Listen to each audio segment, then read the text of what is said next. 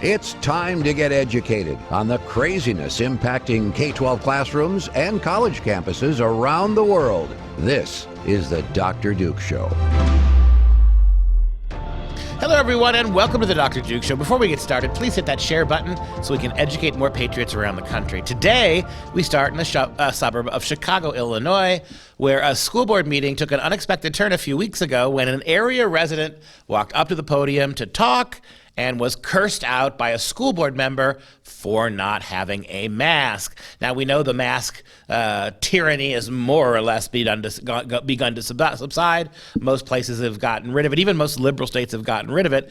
But the story is still interesting to see the mindset of school board members. We've been, for a good 2 years now, focusing a lot on school boards, more than we ever had before on the Dr. Duke Show. But you get a sense of how hostile school board members have become to the very parents they are supposed to represent. That's the big problem I have traveling around the country talking about some of these problems like critical race theory. It's amazing how the elected representatives of the families, the school board members, are much more loyal to the school and to the state education apparatus than they are to mom and dad. And you get a sense of just how biased they are against parents from this video.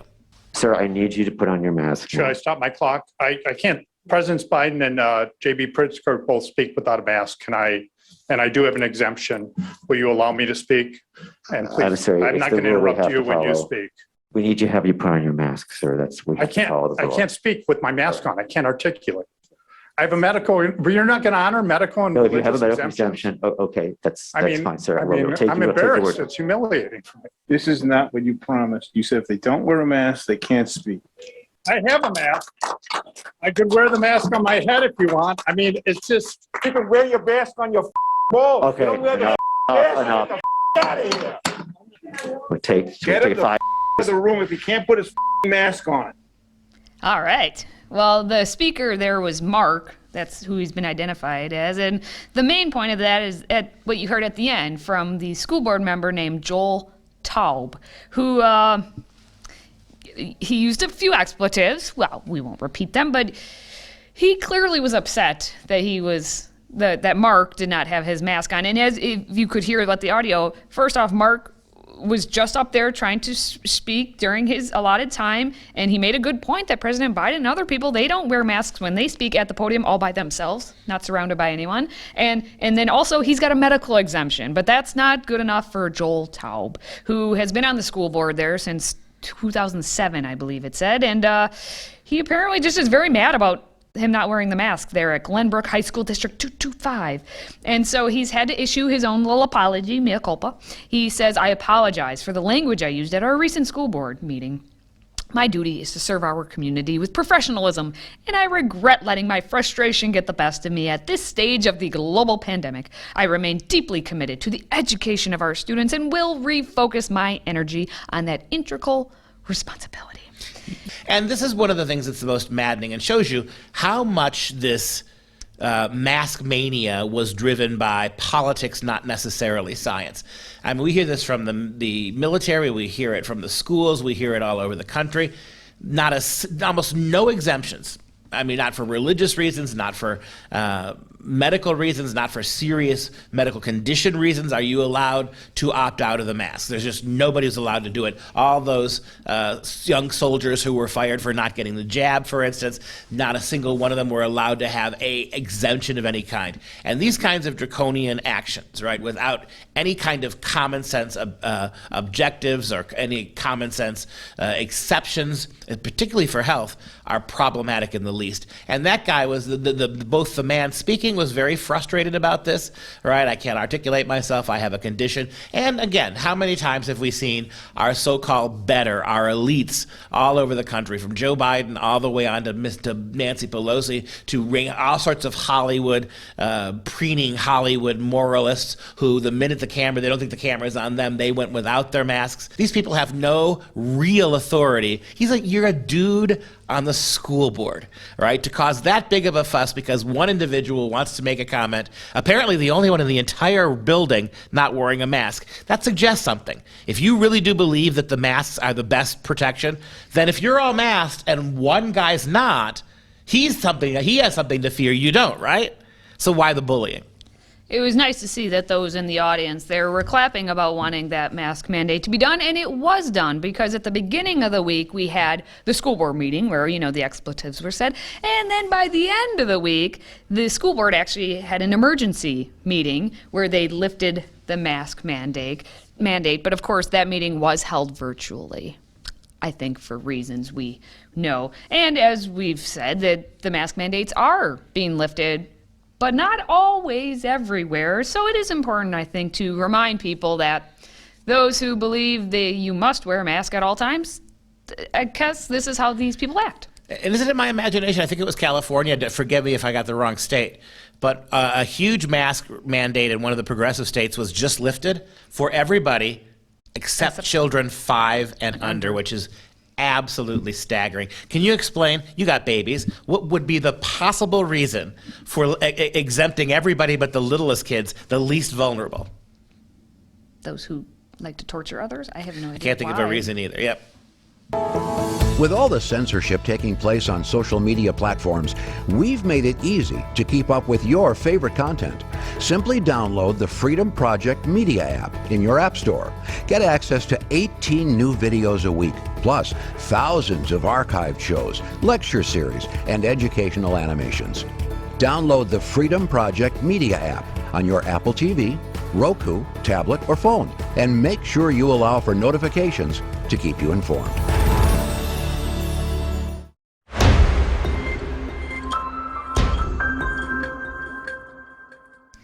Well, we're going to keep monitoring our parents, our students, and our teachers, but only the ones we don't like, obviously. The ones we do like, go be free, do whatever you want. But the ones we don't like, we are going to monitor you for whatever you are doing on your social media.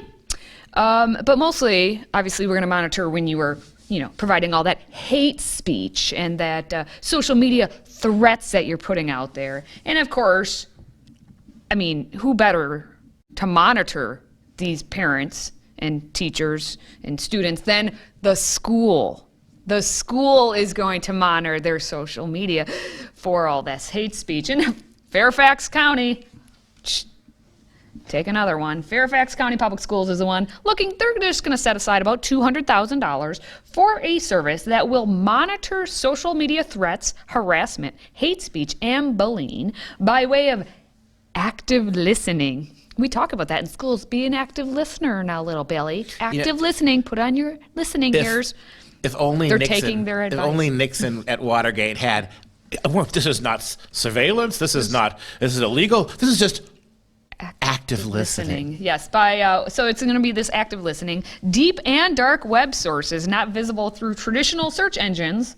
That doesn't sound creepy at all. Not at all creepy. Oh, and open source intelligence. That sounds so much better. This is according to a request for a proposal that was obtained by Parents Defending Education. And again, Parents Defending Education out there actually doing all the work on behalf of you, Mom and Dad, because they truly, truly care about their children getting education. Now, using the tools, the Fairfax County Public Schools will begin data collection, to classify aliases, usernames, emails, websites, etc., and visually identify relationships and connections between persons in order to detect and help deter any negative actions or consequences coming from social media, which may be directed to, here it is, racial groups, or any student or teacher within FCPS. Wowzas. I've heard thousands of minutes of moms and dads testifying at public school boards. I have not heard one instance of any kind of racial hostility, not once. And by the way, you have $200,000, Fairfax County, to be able to just go out into the spy mode. Mom and dad, the next time you hear from these people that they want more money, they don't have enough money to educate your kids, that they want a referendum, give them, please, the Johnny Cash one-finger salute. Which finger would that be? Moving on. The surveillance system is also, this is a great system for $200,000. Maybe we can all get this for ourselves, because this surveillance system is also going to save search queries and set alerts for active listening. oh, we're going to be notified. Ding, ding. Active listening time. And also sets no limits on searches or the amount of data that can be saved. So they're going to have everything. Everything you do. Now, what FCPS has been doing is spending some time here supplying phonographic and pedophilic materials for students to view and playing Privilege Bingo, in which they classified being a military kid as possessing privilege, because that's what's actually happening at the schools. But we should focus not on that and how wrong that is, but focus over here on mom and dad and any teachers who aren't towing the line and the students who aren't thinking for themselves.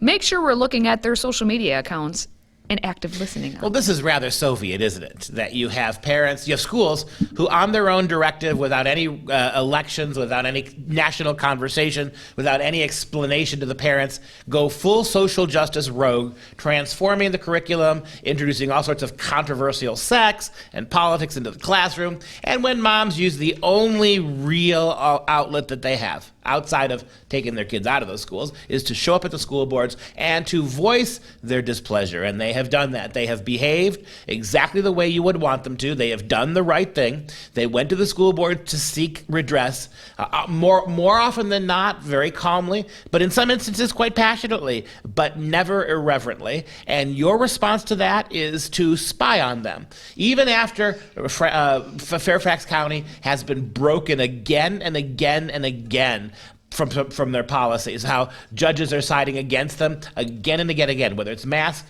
or other issues.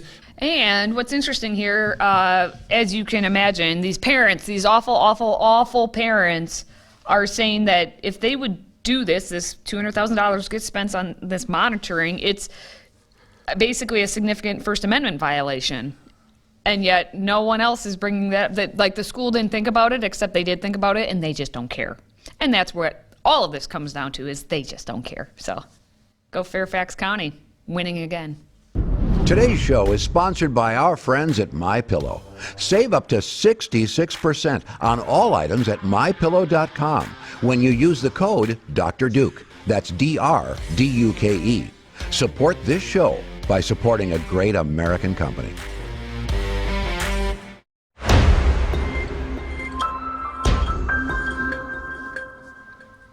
Meanwhile, in Michigan, they're basically doing the same thing.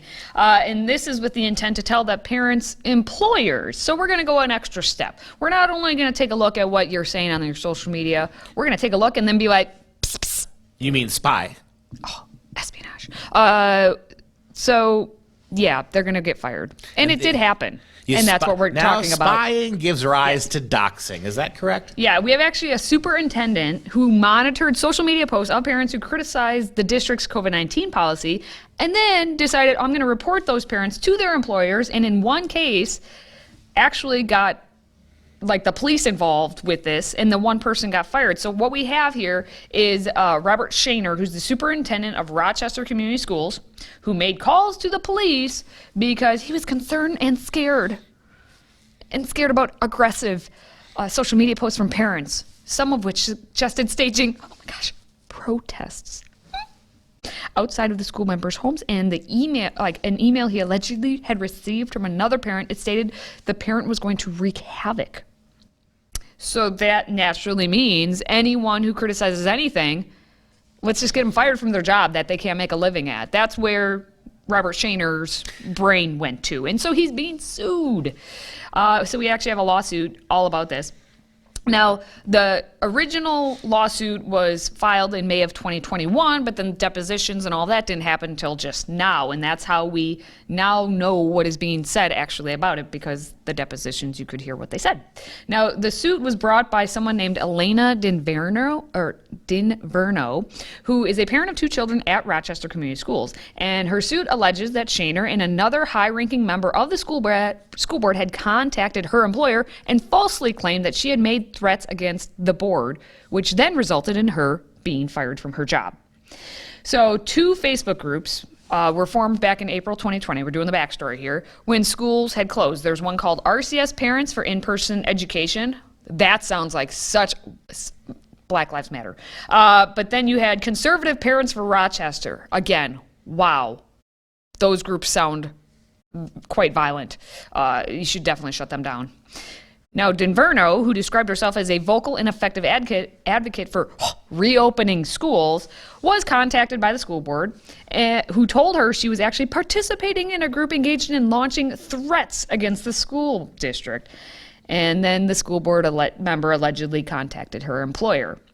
And so even though she defended herself, she told him she hadn't made any threats of any kind, and she was only, being a strong advocate to say, hey, let's reopen the schools, she actually got fired for it. And that's where this lawsuit came in. Yep, and this, I mentioned Soviet in the last story. This is in Fairfax, Virginia. This is even worse, right? It's not enough now to paranoiacally begin to data gather and surveil and spy on your parents, the ones that don't have the correct views about mask wearing or about anything else, critical race theory. Now we added an added dimension. We're going to go ahead to your boss and we're going to present part of the evidence, skew the evidence, and get you fired from your job. That's what we do now. It really is interesting how fate works. From one letter in Mr. Shaner's name, it could go to Mr. Shamer, because that's what he's trying to do. He's trying to shame anybody who dares to speak out against their little pet projects, turn any resistance whatsoever to their undemocratic hijacking of the school in all those ways, to make that a kind of a capital offense for your career. And he got away with it one time. Now, of course, the community is fighting back. So Denverno allegedly later learned that there were others who had been contacted by the board, including a parent who was employed by a nearby police department. And so on top of that, like multiple parents, including her, they received cease and desist letters from the RCS lawyers telling them to stop criticizing the school board, claiming that the posts were false and injurious to the board and threatened further injury if left uncorrected. And then the school then threatened the legal action. And now, on the other side, the lawsuit alleges that two of the district's public affairs specialists and spokeswomen were regularly assigned to screenshot comments made in Facebook groups that criticize the district. So they're actually using school resources and money from the taxpayers to then spy and spend all those resources to spy on parents who just wanted the schools to be open. I mean, when the schools weren't open, I guess what else were they going to do? They didn't have any kids in the schools to do, so of course they're going to make it the public affairs specialist's job to just go ahead and do a little research. And think about what this means. We've been told again and again and again that the schools are becoming the actual parents, right? This is what they do when they're acting on your behalf. They are not cooperating or working with you. They're doxing you and trying to get you fired from your jobs. Think about this the next time you have a chance to pull your kids out of those schools and retain the full rights of parents rather than compromising at some silly little public school.